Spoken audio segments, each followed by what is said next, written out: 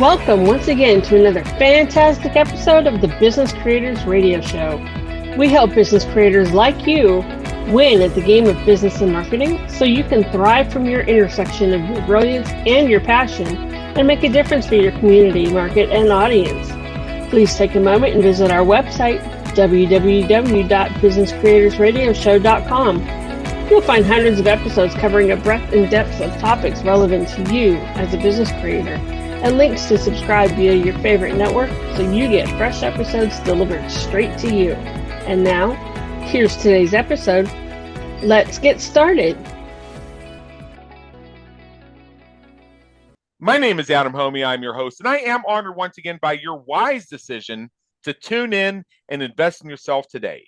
The Business Creators Radio Show takes you to those places where you have those mastermind meetings and encounters that give you those aha moments that can change your trajectory or at least bring you a little bit closer to serving from your intersection of your brilliance and your passion.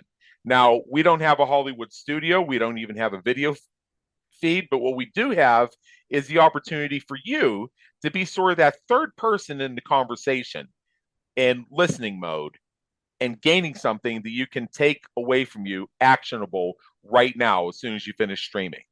I'm actually sitting out on my balcony here at my sumptuous apartment here in Las Vegas, Nevada, known to some on some days as the hottest city in America, but today a very pleasant 84 degrees with no humidity. As I look through the screen door into my living room, I see both of our podcast producers, Princess Alessandra and Princess Stella, are looking at me right through the screen with looks of severe judgment. Our humans who are owned by cats know exactly what I'm talking about. Now, what we're going to be chatting about today is the evolution of the role of the CPA or Certified Public Accountant. And the journey is going to be from compliance to leadership. I've had a CPA myself. I've been working with the same one for 22 years, and I'm so glad that he's a health and fitness nut because I want him to outlive me. He's that good.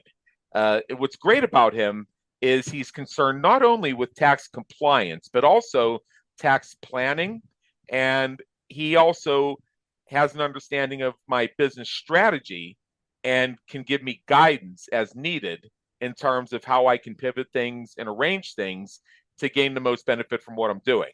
And when we think of CPAs, a lot of times we think of, well, this is the person who gets the data from the bookkeeper I hired, and then they find a way to get me all the deductions. Well, it's so much more than that. So what we have here is there is an increasing demand for actual strategic financial partnerships. And this is transforming how businesses, and especially law firms and other types of businesses, approach leadership and growth. In fact, I saw a CPA Evolution survey from 2023 that shows that 82% of firms are shifting toward advisory and consulting services in addition to, or is the lead on their tax compliance and tax filing services. So our guest today is going to take us on a deep dive.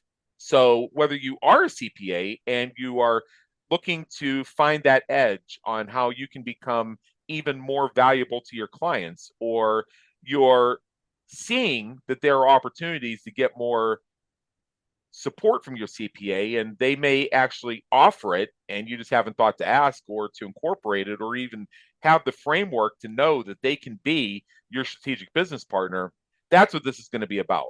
Now, his name is Emil Abadian. He is the founder and CEO of Counsel CPAs, that's spelled COUNSEL as in of Counsel, which is a specialized accounting firm dedicated to optimizing the financial performance of solo and small law firms nationwide. Yes, this is about law firms, but some of the lessons can apply to any business. Always look outside the box for the answers. With the 20 years of experience plus, Emil recognized a critical need for tailored financial strategies within the legal sector. And so he established his company to move beyond traditional compliance, focusing on proactive advisory that drives profitability and sustainable growth. Now, his expertise extends to serving as a board member and CFO for the Swedish American Chamber of Commerce of Greater Los Angeles and the Mentor Foundation USA, where he applies his financial and strategic acumen to support organizational growth. He's also the author of the forthcoming book, Counsel to Counsel, offering practical financial strategies for law firm entrepreneurs. And I know from my work with lawyers that that actually has become a breeding ground for entrepreneurship these days. So if you're an attorney, tune in. Emil, welcome aboard. Come on in. The weather's fine. Hey Adam, thank you so much. Well, And let that's me such a just beautiful say, introduction. and Sorry. let me But just say, whoa! Now, I read off only part of your official bio. There's more in the show notes. I just read off the juicy stuff. And just that alone tells me that I'm not even worthy to be in your presence. And this is my show. So here's what we like to do. You have some points, you have some talking points. We went over these in the green room, and we're going to dive into that in a little bit. But before we do that, what we like to do on Business Creators Radio is do what I call going behind the bio. So tell me in your own words a bit about your journey or something within your journey that has helped bring you to where you are today, serving business creators from your intersection of your brilliance and your passion. awesome, Adam. Thank you so much. That's you you already mentioned a lot of good stuff that I think business owners and entrepreneurs should know, and we'll dig in a little bit deeper into it and talk more about it. But let's go back a little bit about me, a little bit. If you want to hear a little bit about the story about Emil, I Sure. usually call myself the two-time immigrant. That's what I call myself because that's what I am. My family moved. I'm an Armenian. I have an Armenian heritage. I was Yep. born in Iran in 1980, right after the Iranian Revolution and the Gulf Holy, War and all that. holy hell, an Armenian from Iran. Wow. Okay, keep going. So my parents took us to Sweden when I was just 3 years old. Sweden. Whoa. Yes, Whoa. sir. Cosmopolitan Globetrotter in diapers. All right, I'm going to shut up. I'm going to shut up now. Go ahead. Yes, says please, Adam. No, I'm joking.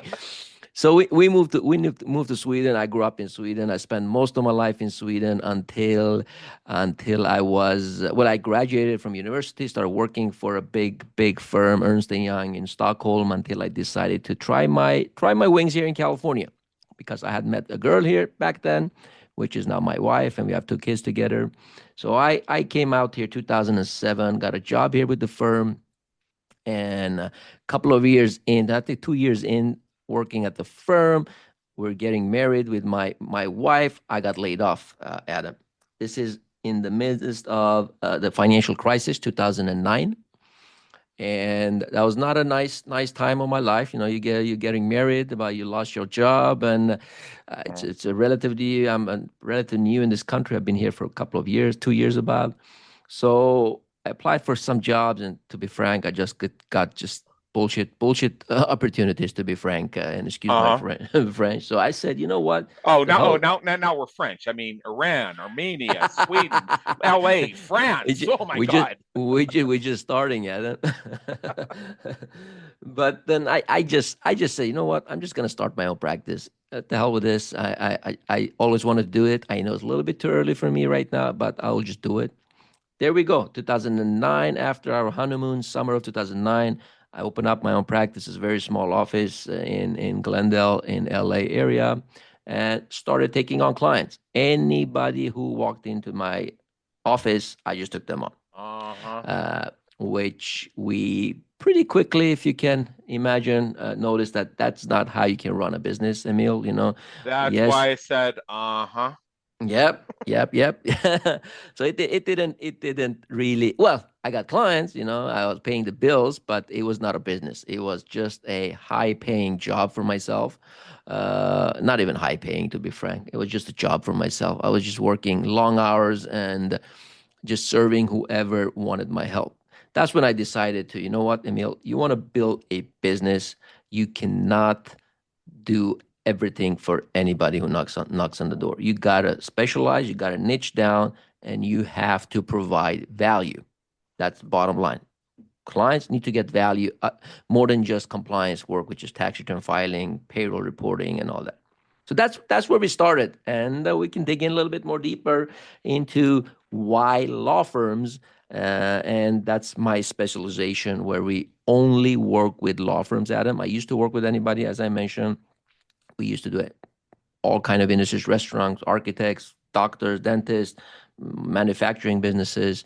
But as of last year, I split up my operation where we have a division of law firm businesses only, which is where I'm running, and the non-law firm clients are now being run by other CPAs that we merged our practices with. So I don't do any of that anymore. My 100% focus is towards lawyers to be able to provide them value.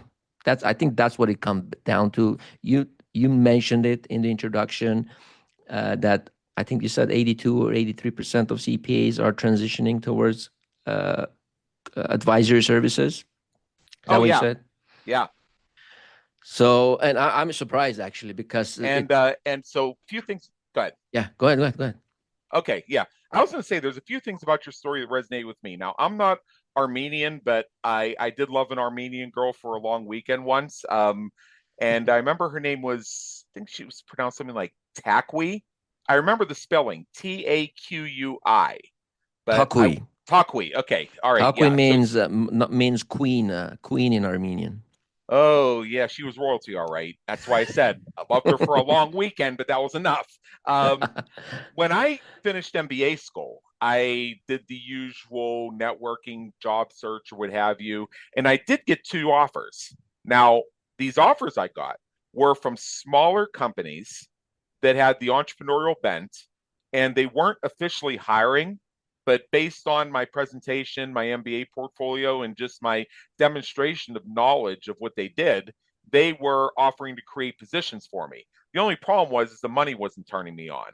So not long after that, I hooked up or reconnected with a previous business mentor of mine who had started a training and development firm. He had worked for a large company and he jumped off and did his own thing like you did from Ernst & Young.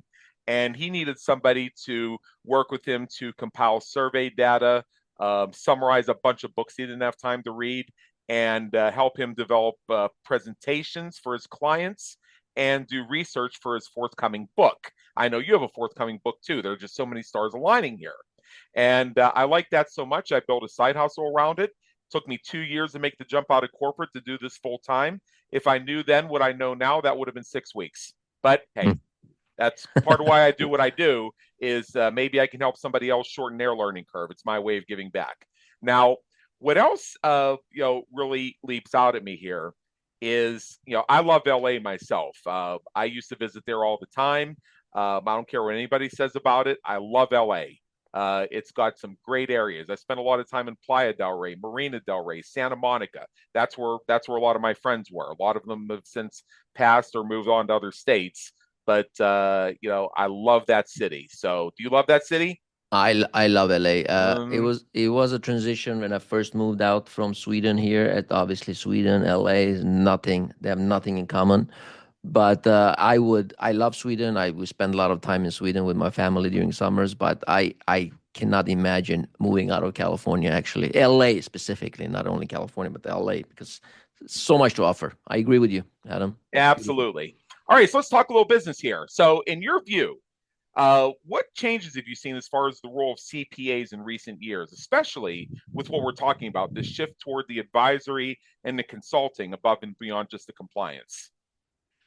I think a lot of CPAs are realizing that sooner or later AI will catch up with compliance work.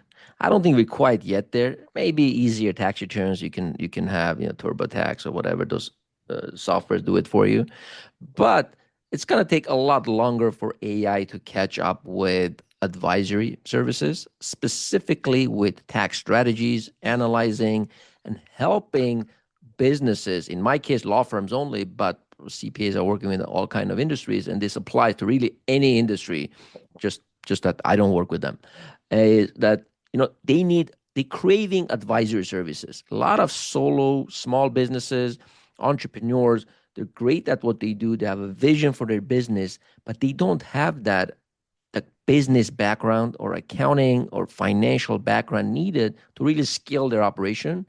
And they're craving help. They're craving advisory services from their CPAs. And I think finally, we are recognizing it. As CPAs, we are recognizing that we can provide so much more than just compliance work to our client, because that's waste. Compliance work really You could go to H&R Block and have them file your return for a fraction of what a CPA would charge you. But what's the point of having a CPA do it if you only want a tax return filed? So I think that's what's happening. We waking up. CPAs are waking up and see a big potential here to help businesses to take their business to the next level, and we grow with them, because obviously the more value we provide our clients, the more we'll grow with them. Oh yeah, certainly. And when I first caught that entrepreneurial bug and I formed a company around it, in the entrepreneurial space, they say, well, the first thing you got to do is you got to hire a VA, got to hire a copywriter, got to hire a web designer, got to hire social media people. First thing I hired was an accountant. And you're a smart man, Adam. Yeah, and I've been working with the same guy all along, and he was specifically recommended to me by a friend who told me he's the guy you need to hire because he works specifically with small business owners and handles both their business and their personal side. So he has that perspective on both sides of what you'll need. And I can tell you, the first 10 years of my business, I was living in Pittsburgh, Pennsylvania, which is where I come from. And then when I decided that I was choosing Las Vegas as my home, I was thinking, oh no, now I have to hire an accountant. And he said, buddy, I'm licensed in Nevada. You're good. It's like, fantastic. Thank God. And every time, and the guy, I think he's pushing 60 years old now. And every time I see him post a photograph of himself by his swimming pool with his shirt off, and I see how freaking ripped he is, I'm thinking, keep on pumping, man. You got to outlive me. I don't want to have to replace you. Yeah, I don't think you need to worry about it. CPAs typically work to 75, 80 years old. So yeah, you probably can squeeze another 20 years out of him. So you're good. Well, I'll give him credit for this. Outside of tax season, he plays a hell of a lot of golf. He deserves it. So he grinds during tax season, but he gives himself the space afterwards. So healthy life there. I like it. And again, what's so great about him is that he actually has taken the time to get to know my business and to give me guidance. And also, when I got into a pickle where I ran really short of money, he even helped me navigate how to deal with the fact that and I'm being completely candid here. He helped me deal with the fact that I couldn't pay for a while. So he showed me how to restructure my operations to accommodate that, and then how to deal with catching up. So and I say that you need a CPA who knows that, because the reality of the entrepreneurial position, and this can be the same for law firms, as I'm sure you've imagined. If you're working with a smaller law firm or a law firm that's going into hyper growth mode, they may end up with real cash flow problems, and making their 941s could become an issue for a little while. So there's ways you can restructure that, as I'm sure you know. 100%. But you need the advisor to step in and tell you when they see that problem coming, and what to do to anticipate it, and how to work around it to stay out of trouble. I think you're absolutely right, Adam. I think the key here is not only for your CPA to identify the issue, but also put a game plan for you. Hey, Adam, you need to do this now. And as business owners, they typically listen to their CPAs. At least my client, they tend to listen to our advice. And if you listen to your CPA's advice, and he helps you put a game plan for you to get out of that problem, whatever problem you had at that time, it's not important, but that's a CPA you want to keep. And I think your CPA deserves a shout out right now. In my opinion, it's up to you. It's your show. You can mention him or not, but not a lot of business owners I talk to have the same thing to say about their CPAs, to be frank. So you should be very, very happy to have met this guy. Yeah, he's one of my favorite people in the whole world. Absolutely. Oh, hi, Dean. But anyway,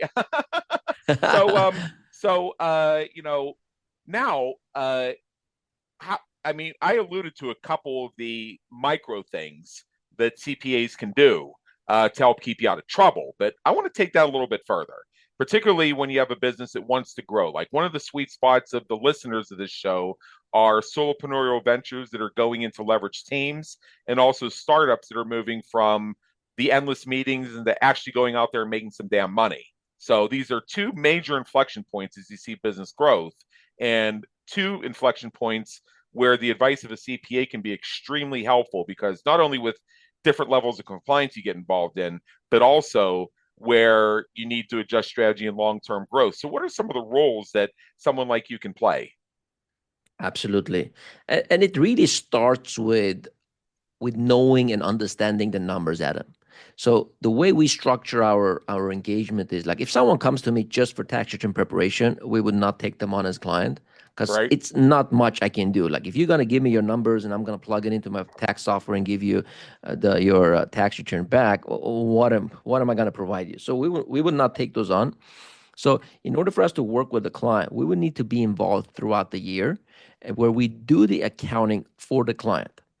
We do it on a monthly basis, and we sit down with our client. Not only that we provide them financials, which is easy to do, but the key is to actually sit down with the client at least on a quarterly basis to kind of nail down and explain the numbers in plain English. We touched on it a little bit earlier. They're fantastic entrepreneurs, they're great attorneys, they're great business owners, but they don't necessarily understand the financial aspect of it. So it's our responsibility to really break down the numbers and explain to them where they are standing at this moment. And from there on, we put game plan together. Say, okay, hey, Adam, looks like this year looks like a good year. Let's start planning ahead so that you don't get a major tax bill surprise when it comes March, April next year. Oh, So I've had good years too, so I know. yeah, exactly. So that's as much as a surprise as a bad year. I'm sure you know that. Yeah. Because last thing you know you want is a big tax bill a couple of weeks before the tax deadline, because that's not fun, and it's not fun Uh-huh. as a CPA to give you that information or the news either. Oh, So oh, oh, you know what's the absolute worst? This happened to a friend of mine is you have a really good year. You have a really good CY year. And then between December and when you file the taxes, you get punched in the gut. So you end up owing money you don't have it. Ever heard of one of ex- those before? absolutely, that's Uh-huh. that's what we want to avoid, and I you mean, I can mean, I, avoid I that. mean, I was sitting in the cigar shop once, and I was sitting next to a guy. He's a realtor, and he was, and I'm going to tell you the exact words that he said. He said, "Man, I just had my best month of all time. I sold 7 houses. I've made $175,000 in commissions. I have no fucking idea how I'm going to pay my taxes now." Yeah, I mean, you'd be that's thinking that would be the guy that doesn't have problems. But the fact that he made a lot of money caused him problems to the degree that he didn't know if he was going to be able to cover it. And this is not a guy who lives in mansions either. He's an everyday guy. and $175,000 is a lot of money, especially depending on where you live. But yeah, Yeah. well, it's a lot of money. Whether it doesn't matter where you live. So with Actually, I think it was a bigger number. I think it might have been 500,000. I'm probably e- juxtaposing a little bit, but even worse. the idea being is he rode the rocket and he moved 7 houses in a month and racked up some big commissions. But then but then he got in this weird vortex where because he made the money, he didn't know if he was going to have enough money to cover his taxes. Yeah, and that's just horrible, and I feel sorry for that guy because Uh-huh. doesn't look like he has the right people on his side, and that's what it comes back to. Like what we do is not rocket science, Adam. To be frank, I'm not gonna Right. exaggerate it, but it requires planning. It requires someone to care for you and your business, and that's what we want to do. That the way we work with our clients is that we pay attention by being involved throughout the year. I think that is the absolute key for someone who uh, is in your team, like your CPA Dean, as you mentioned. He cares for you. He's Yeah. involved. He looks out for you. He's not only out after just getting your money and being happy for it. And because if that would be the case, you would have probably left him for a long time ago. Yeah. He cares for you, and if you find someone, a CPA that cares for you, you should stay with that CPA for as long as you can, because it's difficult to find people that care for you and your business. And if they do, they can help you tremendously, in my opinion. I bet you have a lot of long-term clients. We knock, knock, knock. I'm knocking on the wood right now, and we Uh-huh. typically do not lose many clients. I lost some clients. I'm not gonna lie. Some have gone out of business. Some have merged with much larger firms and kind of Yeah. outgrown us because they're like hundreds of partners in the firm, and they need someone else, probably a big four. But yeah, typically we do not lose clients because we care. I want to say because we care. I don't want to say because I have a magic bullet or magic pill or anything like that. Absolutely not. It's about caring for your client and want to do job and see it as your responsibility to help your clients and not only charge your clients. Right, right. Well, I mean, there's always going to be attrition, but I'm saying that I can just tell that you're the type of person who is likely retaining a lot of his business. I just get that sense off you. So, I mean, I would feel very good working with you if I ever needed another CPA. So, I can share that much. So, Hopefully you won't need one new one, but if you do, we would care.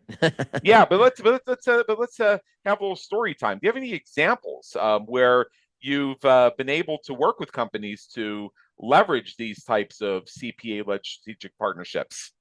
Absolutely, absolutely. So there's actually a story that as you mentioned, my book is coming up soon, Counsel to Counsel, which is basically stories about my clients and a comparison between my firm as a CPA firm and other law firms, and how I done it, how I built my CPA firm, which is very comparable to law firms because technically it's the same kind of business with different kind of service. As lawyers, you need to care for your clients, same with CPAs. So the book is kind of describing examples on how to kind of scale your operation by taking certain measures. But one of the stories I'm talking about in the book is, and I can mention names because they gave me permission for it, is about West Coast Trial Lawyers. It's a California-based law firm here in California, in Los Angeles area. These two partners contacted me because I knew one of the partners from a different partnership that he had with another lawyer. So that partnership kind of broke down, and he opened up. He met this new partner, Nima, and they called me into their office one day, Adam, and absolutely, this is way before COVID, where people were actually going into their office. There, people downtown LA Yeah. was still buzzing. I went in there. They had I don't know, 4,000, 5,000 square feet office, fully equipment, beautiful office, but there's nobody there. So what the hell, Nima, Alan, what's happening? Like, nice to meet you, but nice to see you again. But what's the deal with this? It's just the two of you. I said, you know what, Emil, don't worry about the office. We want you on our side to be able to fill this office and even bigger than this. And they did that. 10 years later, Adam, I'm still with them. I think it's past 15 years now, but 10 years later, they outgrew that way in advance, and they bought their own building near the Staples Centers, which is the crypto arena right now, and they're 150 to maybe 150 to 170 employee firm right now. And I'm not saying that I'm part of the it's because of me they grew. Absolutely not. These guys are phenomenal. But what I want to say that we see this path, and I'm still with them 15 years later, and not because I'm just a CPA, just want to prepare a return, because I care for them. I'm happy for them, and I want them to succeed, because the bigger they get, the better it is for me also. It's just a win and win, just to be honest. Like, it's not a secret. But anytime they need us, I'm there for them. My team is there for them. The issues they had when they were two-man firm versus the 150 to 170 firm is totally different, obviously. We can't even compare those kind of things. But my point is, you can, as an advisor, whether you're a lawyer or an accountant or I don't know, business consultant, you can make such an impact. And until today, we work together, and that's one of the examples. Another example is on a much smaller scale. This client, Zach, his name is Zach. We don't have to mention any more details, but he had about 4 or 5 employees working for him, doing great number-wise. When you're looking at the revenue, it was fantastic, but there's no money left. He was not able to keep any money. Right. By digging into the details and looking at his processes and systems and try to figure out why this was happening, we noticed that it was his cash flow. Like, yes, he was sending bills out. He was working. The team was working. Bills were going out, but he did not have good systems in place to actually collect these invoices. So his cash flow was horrible. He was sitting on hundreds of thousands of dollars in accounts receivable, 60, 90, I don't know. Some of them were even over a year old, and he didn't even know that he had those accounts receivable to go after. So wow, I mean, hey, this reminds Yeah. me. This reminds me of a time where a friend of mine said that she was looking through some old mail she hadn't sorted through and said, "Oh, this client sent me a $2,000 check and I totally forgot about it." And Yeah. she said, "Now what happened? What would happen if you went through a pile of mail that you'd forgotten about in your office and you opened up an envelope and there was a $2,000 check in there that was payment for services rendered?"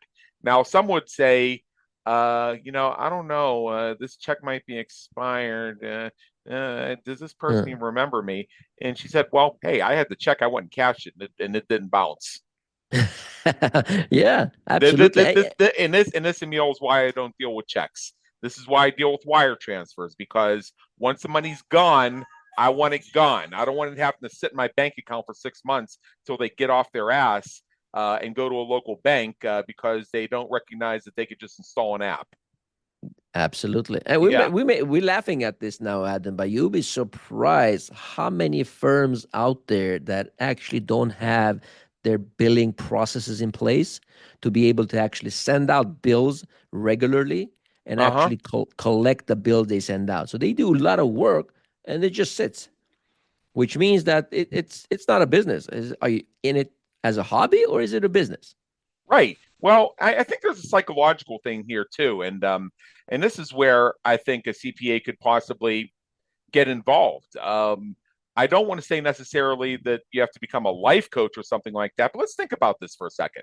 Part of the reason that people don't set out invoices, and I used to struggle with this myself until I learned how to fall in love with money, is that there's that sense of, well, money's evil, and it's not right to charge people for that. And yeah, I know I did the work, but should I get paid for it? I mean, doesn't that make me sound greedy? Now, that might not be the exact conversation in their mind, but some of those vibes could subconsciously be causing them to procrastinate on collecting on an invoice. Now, the Adam of 2025 says, "Fuck that! I'm not paid up front. I ain't doing shit." I mean, that's a different mindset, and it took me a long time to get there. But when you're dealing with companies that are in industries where getting paid up front is just not part of it, where you're on net 30s or half and halves or something like that, there can be an emotional or a mental block that may not be immediately obvious, but it's there, that stops them from just taking 5 minutes to send that damn invoice or send that request for payment. 100%. You just nailed it, Adam. And so many lawyers feel the way you just described. I'm their advisor, I'm their lawyer, I'm their consultant. I feel bad pushing them to pay me. You know what? I understand that, but after all, you're in it to make money. You're in a business. You're not doing it as a hobby. And right. If you don't do it yourself, you better have someone do it. And we do it for a lot of our clients. When we do the bill, we do billing for our clients. So we do back office support to make sure the bills go out regularly instead of whenever the lawyer feels like it. Yeah. More structured way. And also we follow up constantly until the firm collects, because without collections, the firm will shut down. That's how simple it is. So you nailed it, man. It's definitely a lot of lawyers, a lot of business owners in general, entrepreneurs feel the way you just described right now. I don't feel good. Oh my God, I don't want to bug them with my bills, but it gotta be done. There's no other way, in my opinion. Well, think about, and on this show, we go a lot into some of the psychological factors that can either propel or impede business success. So, first of all, let me ask you something. What's the difference between a porcupine and a BMW? Porcupine and a BMW. I guess BMW pay a little bit more for it. The BMW with the BMW, the prick's on the outside. Okay, now pause. Pause. Uh-huh. What is the subliminal message? That a person who is successful, who of their own free will and desire can afford to drive a BMW, must be a jerk. They must be a bad person. Yeah, I don't, I'm sure people think like that. I don't think like Uh-huh. that, but yeah, But I'm pretty a sure they lot of do. people do, and I used to Yeah. wrestle with that myself. And here's another thing. For the first 7 years of my education, I went to a Catholic school. Now, we were given, this was in the 1980s when $1 million was real money, and we were given an assignment. And I went, and we're gonna, you and me are gonna spend a few minutes breaking this down because I'm probably gonna zing you on a couple things here. The question was, and this is how it was phrased. It says, if you won $1 million in the lottery today, what would you do with it? Is question for me now? Sure, why not? Answer that question. If you won I $1 would million in the lottery, what would you do with it? I would put entire $1 million, maybe $990,000 into my business and grow the shit out of it. And if you would have had the nerve to say that in the classroom I was in, you'd have been stood up in front of the class and been yelled at for being stingy, greedy, and unchristian. Oh, I believe you. Because the only acceptable answer was to make a list of all the people you would donate it to, and you had to get rid of every cent. Mm. So there's two pieces to this. The first is the general sense that, hey, if you come into money, you owe it to other people. You got to give that away. You can't have that. You're not supposed to be rich because that makes you greedy, and that's not what Christ would want. Which is kind of weird because the Lord says that he helps those who help themselves. But that's one thing. And I'm Christian myself, so I'm not speaking out of turn, I don't think. But the other piece of it is the question. If you won $1 million in the lottery, question wasn't phrased, if you got $1 million grant, if you were really successful at work and earned $1 million, if you owned a company and realized $1 million profit, if you were a star athlete and got signed for $1 million contract with a major league team. It was phrased as if you won the lottery. So there's another subliminal implication, which is good people don't, or normal people don't make money. If they get money, it's because of some luck, because they paid $1 to buy a ticket and the numbers matched. So now we're being told that not only do people like us not ever have that kind of money, but if we were to ever get it, we're not allowed to keep it, because to do either of those is bad. Yeah. Yeah. See, That's very interesting point. I believe in a God, and this is backed by scripture, by the way. As I said, the Lord helps those who help themselves. And I'm familiar with the parable of the merchants who gave so generously to the congregation, and then the old woman came in and she only had a dime to her name, but she gave up that dime and she was somehow more holy than the rich merchants. And I dismiss that, actually, even though it's in the book. And the reason is that's great that she gave her last dime and she chose to starve rather than be in any way uncharitable. But at the same time, those wealthy merchants, they owned businesses, they created jobs, they helped other families support themselves, they contributed to innovation, to industry, to their community. And because they were successful, their cup was overflowing, so they were able to generously give, and it had a greater impact. And I think myself, as I was thinking about this before I even brought you on here, that I think that this is something that, I don't know if this is in your book. I don't know if this is something you've given much thought about. And I wanted to, tell me if I'm on the right track or if I'm all wet here. But I sense that the CPA has a role when it comes to the mindset of their clients, because they're the money person and they can have a conversation with their client about money in a way that nobody else can. I think you're in a very right track there, Adam, and that's what it is. You should, as a business owner, utilize your CPA as a strategic partner, and that's the role of a CPA. The CPA's role is not to prepare a return. they should do it, that part of it, but that the role of a CPA in a business is to use it as a strategic partner and discuss every single thing that possibly runs your mind. Just to run an example, my clients just don't talk about me about their business. If they have issues at home with their spouse, with their kids, they call me. They start talking Right. about all kind of things. I sometimes feel like I'm more of a therapist than a CPA, which I love, because then I get to know my clients in and out. That's when you can really help them, once you know their issues, not only within the business but in life. And I agree. It's a strategic partnership that you're building with your CPA that is worth than millions, in my opinion. Yeah, I agree with that wholeheartedly. So, it's funny you bring that up because, with my CPA, this was about 10 years ago, I was in a relationship. She wasn't Armenian. Her name was not Takwi, but she was your average American girl. And things were turning serious there. And she had two kids from her previous marriage. Now, my CPA is a stepfather. And I mentioned this to him, and he had a lot of help to give me, which actually was, later on down the road turned out to be prescient in terms of what I was looking forward to if I got into that.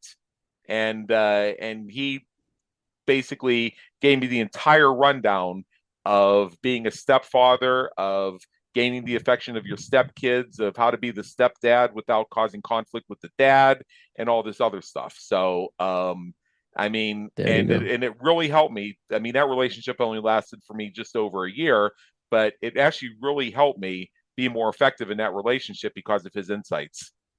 That's amazing. You see, and that's a relationship that you built with him. That's it's you cannot put any dollar value on that. Like it's it's amazing. I love to hear that, Adam. I love to hear that. There are people out there that care the way he is doing with you. So that's awesome. I'm so happy for you.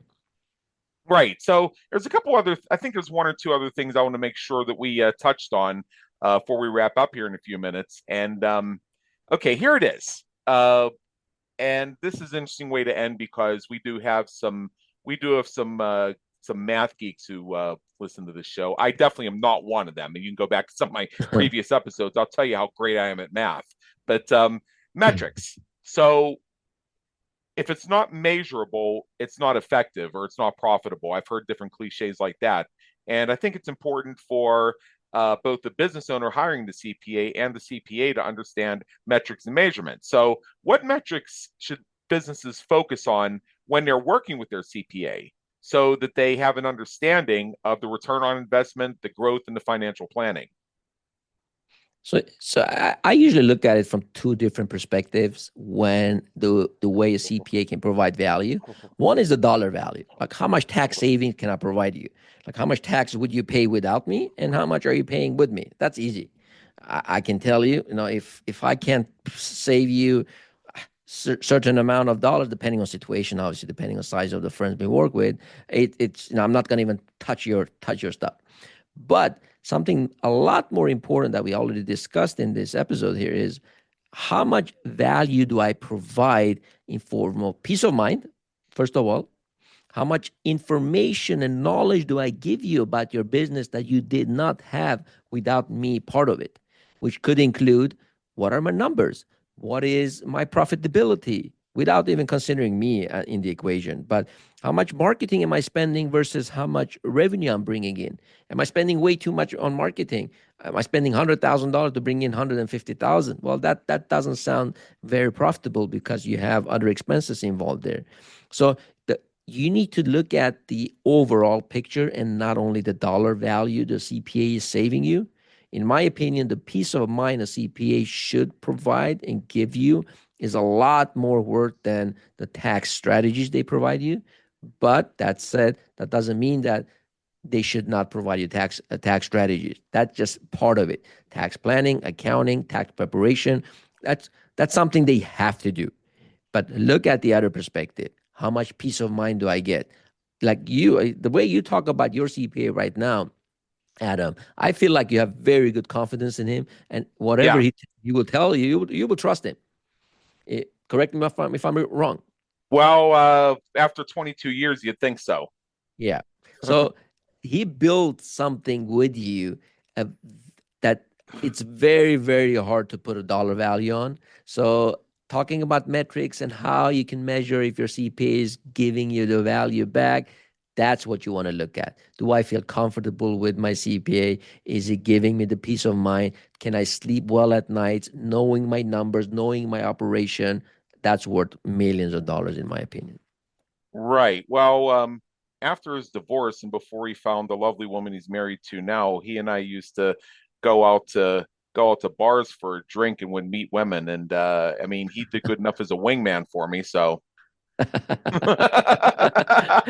I'm going to make sure he gets this episode. And see, this is also, and I want our listeners to understand this too, is I one of the things that makes me very proud and excited to have done this podcast so far for over 11 years. And I don't know exactly which number this one's going to be, but I think it's going to be in the 750s or 760s. We've done a lot of these. And yeah, it hasn't been assigned a number yet because we haven't stopped the recording. But you know, what I want people to hear, not only in this episode, but in other episodes, is not only the business side of what we do, but also the human elements that go into it. So one of the things I'm really enjoying here and has been such a gift to me in speaking with you, Emil, is that we're able to take this beyond just a Q&A about, you know, how does a CPA become a strategic advisor, and look into some of the humanity and the nuances of human interaction that create the space for advisory to happen. And it's just these types of conversations that facilitate that. And you don't get that through enforced activities with your teams where you do trust falls. You don't get that when you go around the Zoom room and everybody announces their name and gives their elevator speech. It comes from interacting with people, working with people, masterminding with people. And I encourage all of our listeners to go do that. And if there's somebody you like on this show that you want to connect with, all of our guests are open to speaking with you. In fact, that's where I'm going to go now. You have an invitation for our audience. I'm going to extend it to you. You're on LinkedIn, you're on Facebook, you're on Instagram. The links are in the show notes. Visit Emil's website, which is www.counselcpas.com. Counsel is spelled like legal counsel, COUNSEL. So counselcpas.com. And there's a rundown of all the different services that Emil has to offer, at least as of this writing or recording. There's a nice video greeting from him that'll give you some of the rundown. And there are a few opportunities to connect with him on there as well. And if you speak with him, just mention you heard him on the Business Creators Radio Show. I'm not getting a piece of this action. I just like to know that something I did somewhere along the way helped somebody at some time. Before we wrap up here, you have a book coming out. Maybe by the time people are listening to this, maybe by the time we publish it, the book's out. So just give us a little sneak peek of what we're going to be looking for when we see this book. Yeah, and yeah, it's probably going to be published within a month or so, hopefully before the summer. So it is counsel to counsel. It starts with the counsel with our firm basically. And give back to counsel, which is the law firm world, where we are trying to help solo and small law firms, give them tips and advice on how to scale their operation, what to do, what to think about, and we do that by giving examples of our own clients. We don't always mention names in the book, but in this case with the Alan and Nima, we do. But also not only success stories, but also stories that did not work out. And why, in my opinion, those firms have not been able to scale, and what I would do if I were in their case and in their situation. So even though I said that a lot of my clients listen to me, not all of them do, unfortunately. So that's what we're doing, some examples. And also I'm comparing my CPA firm to a law firm and how to scale it and how just whatever I can do to help those small and solo law firms to take their firm to the next level. That's what it is about. It's not really any boring tax or accounting or tax codes or anything like that. It's more live examples of what I've seen. Yeah, sort of like this show. I mean, we covered all the business stuff. I mean, do you feel we covered some business here? We talked some business. Absolutely. Yeah, I think there's plenty of value here. Somebody's looking for answers to business questions, but we went a little bit further than that. And that's what I'm feeling like your book is going to be. So I'm looking forward to seeing it when it comes out. So make sure you give us a heads up when it does. And for all of our listeners, if this is of interest to you, this is all the more reason to reach out to Emil so that you get into his circle of influence and you can find out when it comes out. It's going to be called Counsel to Counsel by Emil Abedian, Abedian. And with that, Emil, thank you so much for being with us today. It has been an honor, and believe me, an education. Thank you so much, Adam. It was really a pleasure. I really liked it. Thank you, sir. We trust you enjoyed today's episode of the Business Creators Radio Show. Check out our previous and upcoming episodes on our website at www.businesscreatorsradioshow.com. While you're there, be sure to subscribe via your favorite network so you get fresh episodes delivered straight to you. Until next time, have a great day. Take care.